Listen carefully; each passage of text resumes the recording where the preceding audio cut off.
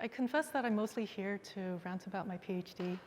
In graduate school, I'm a postdoctoral researcher now. In graduate school, I had a knack of picking out difficult problems.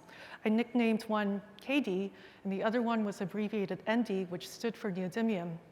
The situation reminded me of an old Chinese story where there was a general that instructed his army to fight the enemy with their backs against the river. At a time, in ancient times when methods like wars were not very sophisticated, this was akin to suicide. My neodymium project, or so I nicknamed, involved doing ultra-high precision measurements on the thermal ionization mass spectrometer in order to solve a number of problems and this involved the notorious short-lived Samarium neodymium system. Next slide, please. This particular system was a powerful tool that was capable of addressing questions such as the origin of the Earth and the Moon, the relationship between the different terrestrial planets in terms of their silicate bodies or the mantles that they covered, what happened within the first 500 million years of solar system history on the Earth, and whether those signatures that were produced were preserved throughout time through Earth processes in the past 4 billion years. One particular problem that I was interested in was whether there were these signatures that were still preserved at present day that were produced over 4 billion years ago. However, the problem I felt was being overworked in the field already. One way to get around this issue was to obtain a higher level of precision in order to see if we could see something different. Early on in my PhD, my advisor and I went to a conference. My advisor was notorious for being removed from the mundane reality of everybody else. He gave a talk, and in his summary slide, what he did was to make a proclamation. He said it was imperative for us to obtain a level of precision using the isotope system that I was working on that was 5 times better than what was currently being achieved in the field. I was astounded. It was partially due to the reason that I was working on that very isotope system.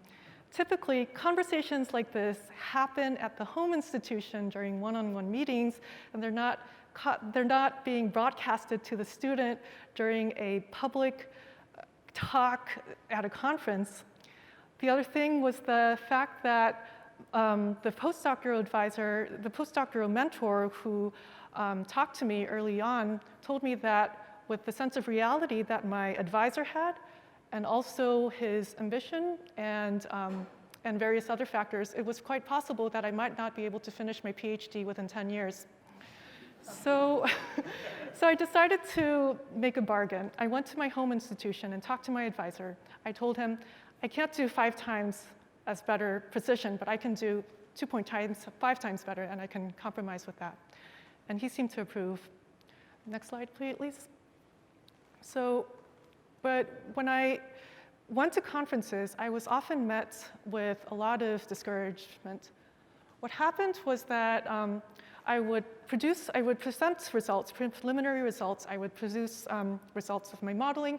I would propose a future direction and say, this is what I need to achieve. This is what I'm working on in order to obtain the answers to the questions that I'm working on. And oftentimes, people met with me with skepticism, doubt, criticism. And one person even outright told me that what I was trying to do was impossible. This made me very depressed, and I would often go back to my hotel trying to recuperate for the next day. My favorite time of the day as a graduate student was at 4 a.m. in the morning. This was a time when I had already spent the night and was starting to see the sky purple as the sun was slowly starting to rise. As there was nobody else in the department, I felt like the first person to see the twilight, and I really loved it. I told my friends about this, and they told me that I was crazy. However, a couple months later, I first started to see the indications that I was going to achieve on the mass spectrometer what people previously told me would be impossible to achieve. And when that happened, I felt like I was the first person to see the twilight in the field. I felt like I was opening up something brand new to the field that would give us the capabilities to answer questions that were previously unresolved at the level of precision that I was obtaining for some of these measurements. Next slide, please. But at the time that I had obtained this, but at the time that I had come to this point, I felt like an old fossil. I had spent years working on difficult problems, and I produced one paper with this particular methodology to my name. I felt old, but I had barely started. Going back to the story of the Chinese general who instructed his soldiers to fight with their backs against the river, there's only two possible outcomes that can come from this. One is that you fight and win the battle, or you learn how to swim very well, because dying is simply not an option. And I had actually obtained both. However, I still felt like I had a lot to do.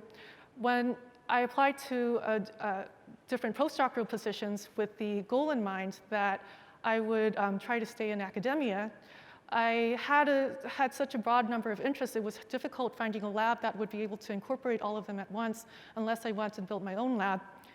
I started to maybe kind of think about my choices and possibilities and started to think maybe I should leave all that I had done behind and start brand new in a completely different field. But then I realized that I had given birth to a baby of my own and I just couldn't abandon it.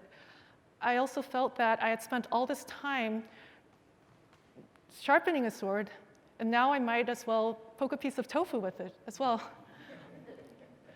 So I found somebody at Caltech who was interested in my endeavors and also appreciated the methodology that I developed. And I decided to take ownership of what I started. I've seen the twilight, and now I want to see the sun permeate the field. I've come to take ownership of what I have started and see it to the end. Thank you.